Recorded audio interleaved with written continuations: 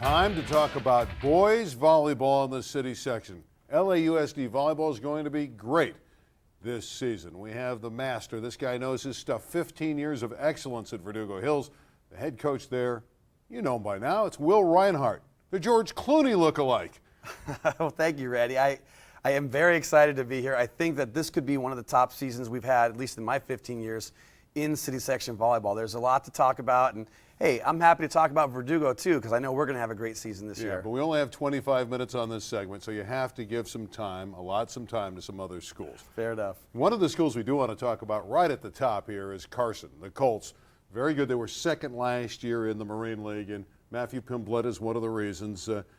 He's a very good player. Jay's outstanding as well. And you look at Togia, Pue Togia, the lefty, can really hammer from that opposite position.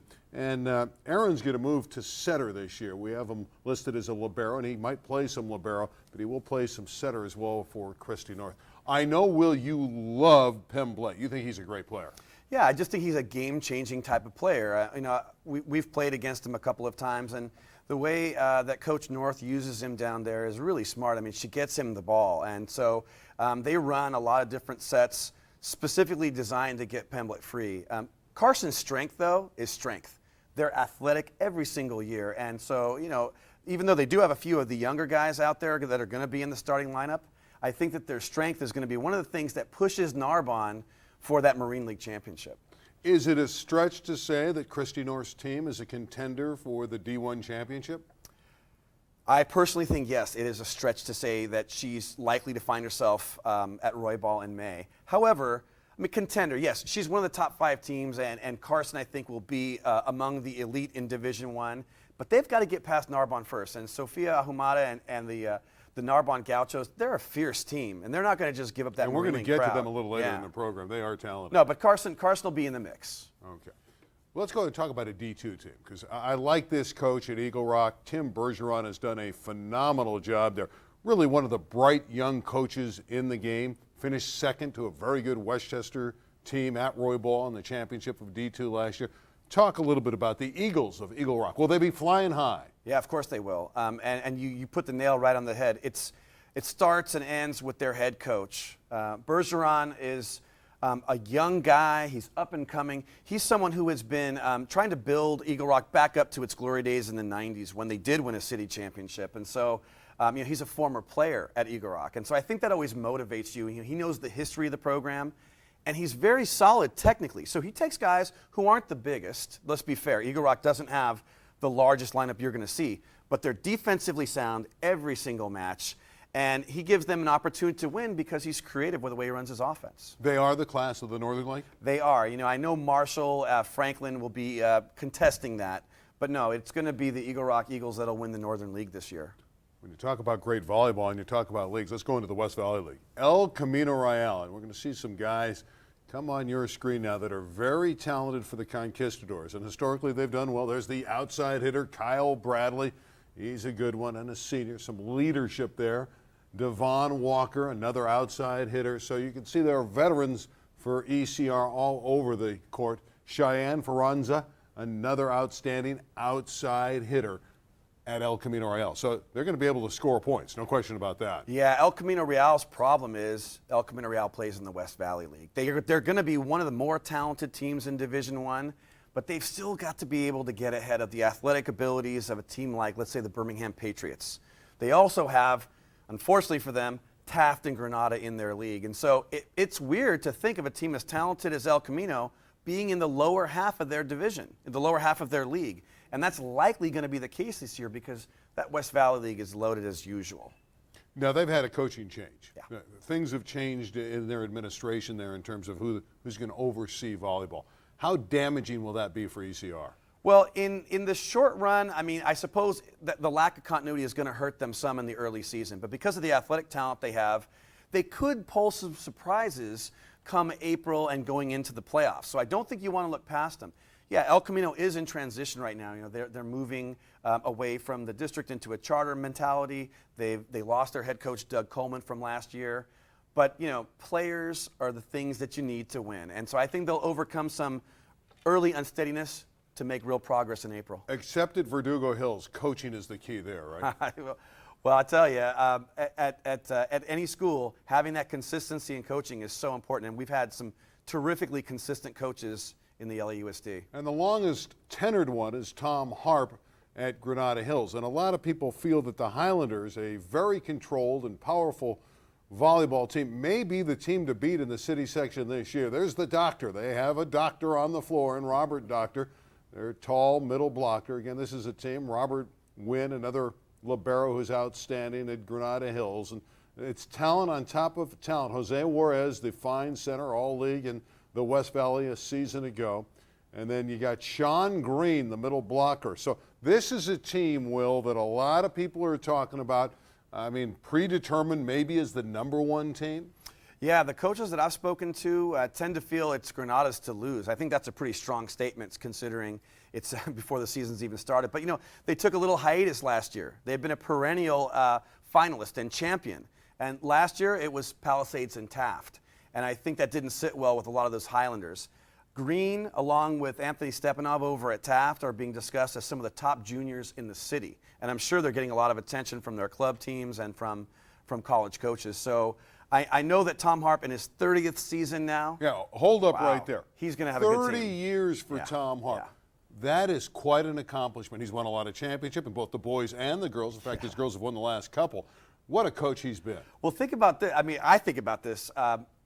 I played high school volleyball in the mid-1980s against the Granada Hills Highlanders, and there was Tom Harp on the sideline. So, you know, I mean, by the way, the one time I played against him, we did win, so that was kind of cool. But and he's never forgotten that. Probably not. But, you know, he's been just so consistent over the years. And I don't think volleyball originally was a sport of his growing up. I doubt he even played it. He was a football guy. He's a football guy. And yet his dedication to volleyball has brought him so much success and so much recognition to Granada Hills. So in his 30th season, I have a feeling his players are going to want to cap that 30th season with a trophy, a championship banner, and all the accolades that he deserves. When we're looking at the teams and we're compiling which schools to talk about, and there's so many to reduce down to and talk about the elite squads, here's one that I was surprised when I was looking at the notes who might be good this year. It's L.A. Jordan.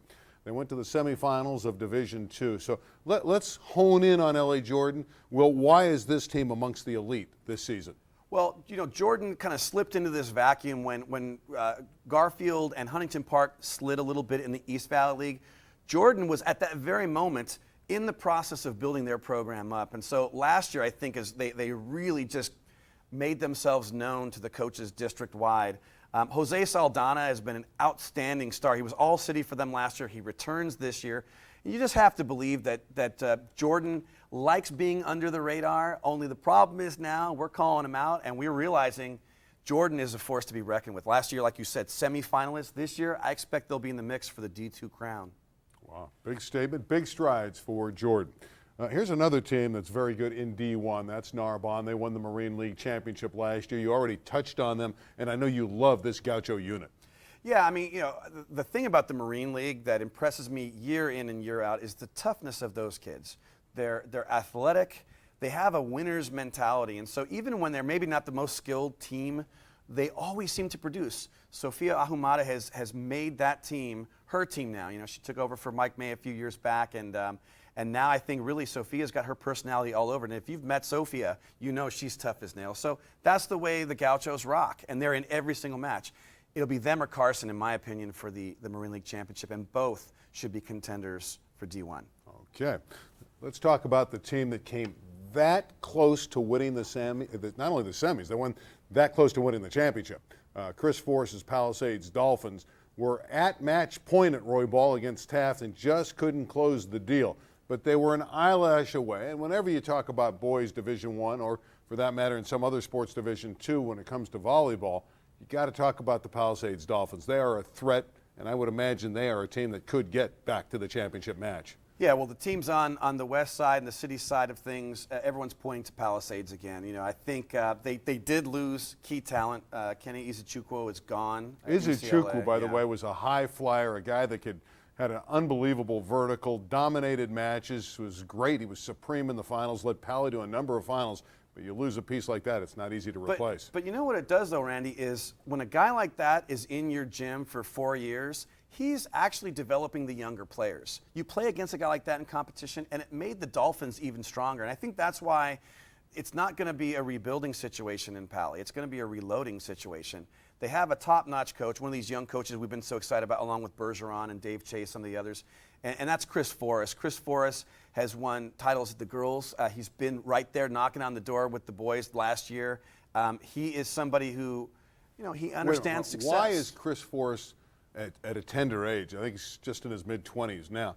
Why is Chris Forrest such a great coach so quickly? Well, he was an assistant coach with Alan Hunt at Venice, and so he learned from a first-rate coach how to develop a program. And so I think that, combined with the fact that Palisades is never short on talent. I mean, this is the Southern California hotbed of beach volleyball, so he's always got great talent. I wouldn't mind having some of the players he's had. It might make me look a little better too. But he learned from the best. He's got great talent, and he's a super competitor. You meet Chris Forrest, and you just know that right away from dealing with him. I don't know if you want to look better. Remember, you look like George Clooney, right? Well, I wouldn't mind a ring or two like Chris has got. Okay. That's nice. All right, Taft got a ring last year for head coach Armand Mercado, who's now going into his 10th season. He's won with the boys and the girls coach Mercado. He had a great player a season ago, big tall kid, about 6'11", and Scott Sanders, that really dominated a lot of matches. A really great show when he got into the championship match. It really might have been the difference. All right, but we know that Taft is good, but can you replace a player like Scott Sanders? Well, they don't have the size to replace Sanders, and they ran so much of their offense through the middle last year. I'm sure they're not going to neglect the middle. Taft has a long tradition of developing middles, whether it was Garrett Green or JaVale Boykins. I mean, they've had so many good middles over the years. Sanders just the most recent. But they've got a new young stud, and this is Anthony Stepanov, who I think is getting as much buzz from the winter leagues as anybody. I mean, right up there with Sean Green as one of the talented underclassmen. So I think that knowing Armand's style, they'll start slow probably. I wouldn't be surprised if they took an early loss in the season somewhere along the way. But by May, he'll have those guys in top-notch form, making a run at the finals. He'll be challenging Granada, challenging Palisades. And this goes back to what a lot of these coaches have in common. That's the consistency and the talent. And the talent in the players, the consistency in the coach and the program. And Armand is one of the top of that. The other factor with Armand at Taft, he always seems to pluck a player off the basketball team, and their basketball team is great. They won the city championship, beating Westchester in the finals. And he has a lot of big players on that basketball team that could come out for volleyball. At Taft, you get this great mix of talented skill players, not always the biggest players per se, and then a combination of either size or athleticism. Sanders last year I think was more the size factor, and I think Stepanov is more athletic. But the bottom line is when you put those two things together plus an experienced head coach, they are always a tough out. And this year will be no different. And always a tough out are the Venice Gondoliers for Alan Hunt. Historically, he does a great job. We talked about Tom Harp in his 30th year. Alan's going into his 20th year. That's quite an accomplishment. But everyone says whenever they play Venice, boy, Alan Hunt does a great job. Yeah, I keep saying that we've got to check Alan's ID. I don't think he could have been coaching for 20 years. But it's true. He's been there 20 years down at Venice. And in that time, developed one of the premier programs in the LAUSD. This year, he does face some challenges. He's got 2 returning starters. And so with that lack of experience, they are both seniors, which is good for him, and he feels confident that he'll be in the upper echelon of the Western League. But I don't think Alan really believes right now that he's going to be able to take down Palisades. Having said that, he's been in that situation before, and he uses it as a way to sandbag. He uses it as a way to sneak up. I wonder if Chris Forrest will fall victim to that again this year, because on paper, Palisades should win that Western League. All right, what about Van Nuys? There's a team out there, the Wolves, who last year went to the semifinals, lost a heartbreaking match in the semis to Pally. Dave Che, you talk about good coaches. There's another guy that gets it done. Yeah. What about the Wolves? Well, obviously because the Wolves were in the East Valley League for so many years, I'm very familiar with Van Nuys. Deshaun Green, who's their middle, is going to be a senior. So we have this a year. Sean Green and a Deshaun Green. Right, not Sean Green, but Deshaun Green, no relation. And Deshaun Green is a super athlete. He's been playing on varsity since his freshman year, and he's clearly going to be the heart and soul of that Van Nuys Wolves team. It's a team that we're playing in the preseason, so I'm looking forward to seeing how good they're going to be. His problem has been, and this I'm talking about Coach Che and the Wolves, has been just getting so close, knocking on the door. And I wonder if this will be a breakthrough season for him. They don't have as much talent as they did last year. And yet, I expect to see a top 4 seeding for Van Nuys, and probably see those Van Nuys Wolves giving you another sensational effort in at least the semifinal round. You know what? There's some great eye candy at Birmingham. Had to do it. Dominic Candy is his name. He's a middle blocker for the Patriots. Yeah, Dominique Candy is a lot like Deshaun Green in the sense that he is a super athlete. I mean, this is a guy who's, head and shoulders are at the top of the net. So if you're not careful in the way you block this guy, someone's going to get hurt on the other side. Anthony Thomas, I know, is very excited to get that candy out there and break out the sweets for everybody. I think he feels that Birmingham will be capable of getting some surprising results against those top West Valley teams. But once again, like El Camino, for Birmingham, they don't have quite the depth. They do have star players. El Camino, we know, has some star players, but I don't know if they have quite the depth to be a legitimate challenge to Taft and Granada this season. I want to talk about 2 more teams, both in Division II. We'll start with Westchester, the defending champions. They won at the Volleyball Center a year ago in a great match against Eagle Rock. Eagle Rock actually won the first set, and then Westchester overpowered them. Then they beat Verdugo Hills as well in the semifinals. That's your team, Will. So let's start with Westchester. They had a great player in Greg Faulkner last year who went on to Northridge. Well, last season, in my mind, Westchester really just came out of nowhere. I mean, they gelled at just the right time. Faulkner, was a talented player. He's gone on to Northridge now, and he's playing there. But what surprised me so much was their role players were so strong. And Brian Gare, the coach over at Westchester last year, was phenomenal in managing the limited resources he had. He didn't have a deep bench. This is really 6 or 7 players that did the damage last year to win that city title. Well, the bad news for the Comets is that they graduated 6 of those top 7 players. And Brian Gare is not teaching at Westchester anymore. He's over at University, where I think the Wildcats are going to take that mantle of surprise team in D2. They had a lot of talent last year. We played them in the quarters, and I know that that Song Al-Katanab, he's their outside hitter, is going to really be strong. He's a senior this year. I think that with Gare on board, the University Wildcats will be the surprise team, not the Comets. All right, last chance. Here it is. Time to talk about Will's club, the Verdugo Hills Dons. Lay it on the line. Okay, so for us this year, we have a lot of talent on the outside. CJ Suarez is a junior outside hitter for me. He was an honorable mention All-City last year. This year, I'm confident he'll be an All-City performer. He's got a 30-inch vertical leap. He's not that tall, only about 5'10", but in that sort of Kenny Izuchukwu way, I think he'll be able to use his athleticism to be one of the dominant outside hitters. And we've got some young sophomore middle attackers with size and aggression. I think those guys are going to do some surprising. Our big challenge this year in the East Valley League is going to be Poly. They have an outstanding hitter on the Poly team, that Albert Tercero, who is, gave us fits last year. So I think between Poly, Verdugo, and the East Valley League, whoever comes out of that number 1 is going to be one of the favorites to win the City Division II. Okay, that's pretty much a rundown of all the teams. I want to get into some issues here, and I want to start by saying the small schools always seems to get overlooked. Elizabeth has been a dominant team in the small schools, and I know you have some thoughts about the small schools. Well, small schools this year is 4 or 5 deep, so that's good. It's a little bit more competitive than usual. Talking to Elias Gomez, who's the dean of the small schools programs, he says that Northridge Academy is probably what he would say his preseason number 1. But as he always tells me, you got to go through Elizabeth. You got to go through Elizabeth Learning Center to be able to get a championship. So Daniel Salazar, who's a returning player for Elizabeth, will be the heart and soul for the Bulldogs. Fauché, which was the small schools champ from last year, will be returning players, and so they should be in the top 3 or 4. And then Lasis, and I think Lasis in that order 4th.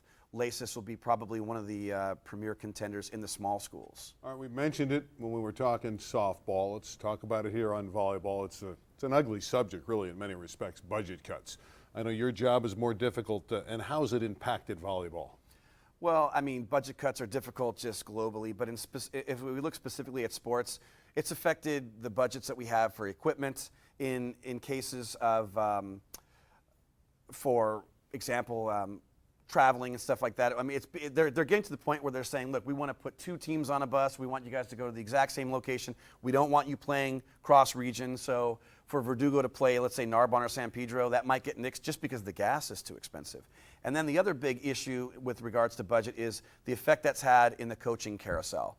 There have been veteran coaches who have stepped down from coaching because their position got eliminated as a class period. And so if you're just going to do it for the stipend after school, it's going to be more difficult to attract and then retain high-quality coaches. All right, that begs the question, where are the coaches coming from for boys volleyball and really for all of volleyball? Yeah, and so we're seeing more and more off-campus coaches, people who may know a lot about the sport but may not have quite the same commitment to the program or the school, and therefore there's more turnover. Also, the accountability factor, I think, is a little bit stronger when you have an on-campus faculty member who's also coaching the program. They know the kids, they see them all day long, they have a relationship with them. It's better for the academics because they can keep track of where these student athletes are in terms of their progress and grades. And there's just more accountability to the community and the administration. With the off-campus walk-ons, you know, I'm not saying that they're not talented. There are some that are very talented, but they don't have quite the same relationship and connection. Sure. Regional playoffs.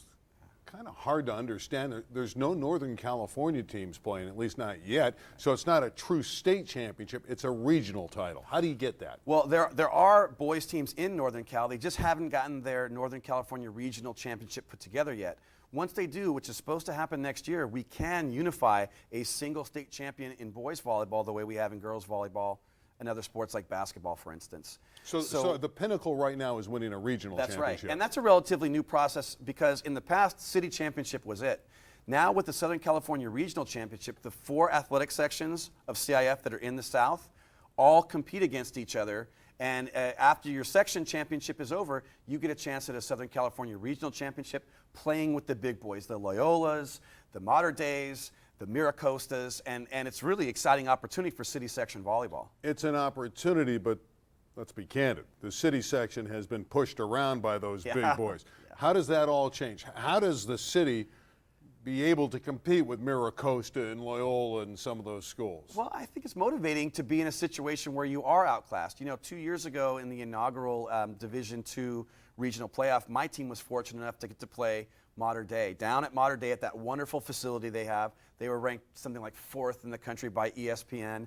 And man, we had our lunch handed to us. And I thought I had a pretty talented team that year. What it did for me anyway was to motivate me and realize that we have more work to do. We have to make more efforts to get our guys playing year-round, more efforts to get them in club programs. And eventually I think the gap will close more. It's closed some.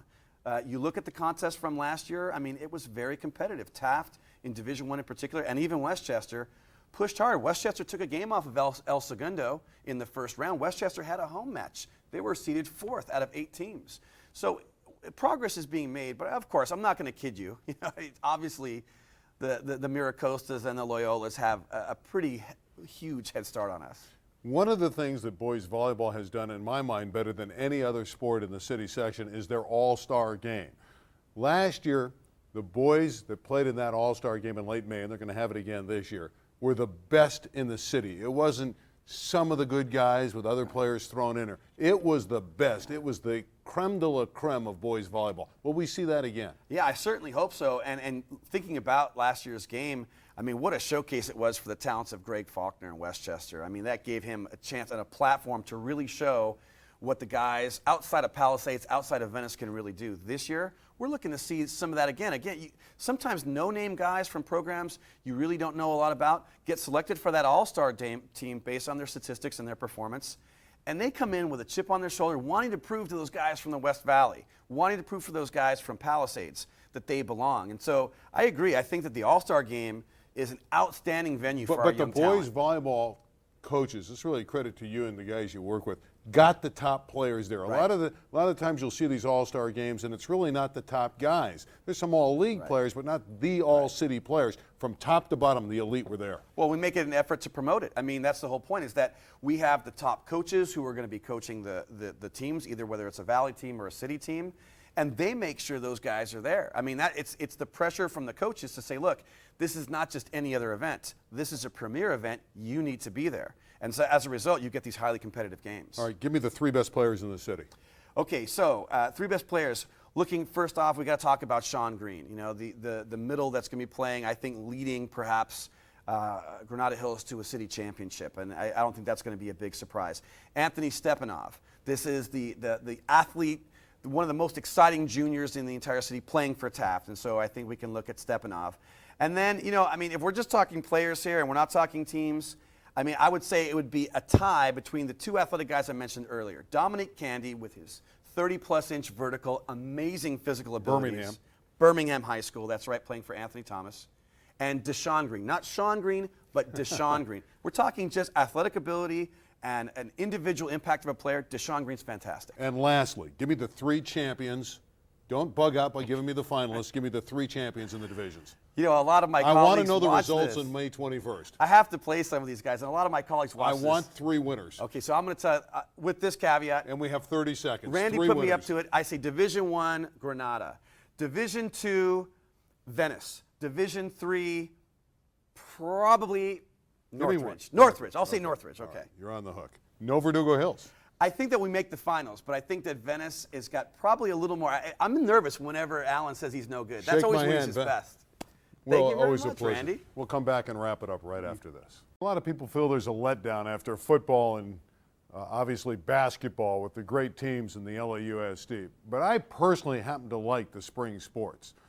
Baseball is a section, an LAUSD section that has done great things over the years. And as I look at this season, there's no question on my mind that Chatsworth is going to be the team to beat. Tom Usborne, again, has won 2 national titles. He's got pitching depth. He's got the experience. He knows that his arch rival, El Camino Real, won the tournament last year. And I look for Chatsworth to continue the dominance in baseball and Chatsworth to end up in Dodger Stadium and probably win the title for the Valley again, which would make it 37 out of 38 years. Then I turned my attention to softball, and I felt so bad for so many years for Carson. They've been a runner-up 6 times, I think it is. They got knocked out in the semifinals. We heard from Cam Warner, their fine coach, and she was pained. You could tell that she's still hurting from the fact that they got eliminated by Chatsworth in the semis a year ago. On paper, this is the year, so I guess I have to go with chalk again. Chatsworth and Carson in the girls. Chatsworth in the baseball, Carson and the girls with the softball. She's got to do it this year, you would think. Crystal Moss is probably one of the top arms, one of the top pitchers in softball this year. So I'm going to go with Carson finally to break through and for Cam to come back next year and be a happy camper. Then in volleyball, where it's a little bit more open.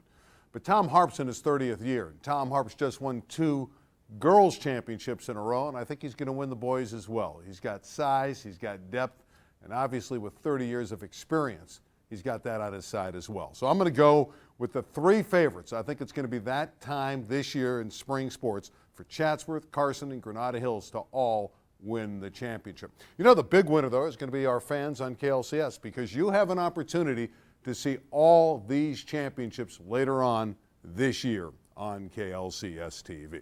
Well, that's going to wrap it up. Hope you enjoyed the show. I want to thank all my guests, Eric Sotheimer, Josh Leinhardt on the baseball, Mark Shapiro and Cam Warner on the softball, and certainly Will Reinhardt on the volleyball. I'm Randy Rosenblum, thanking my entire KLCS staff. Go out, enjoy the games, and support your team.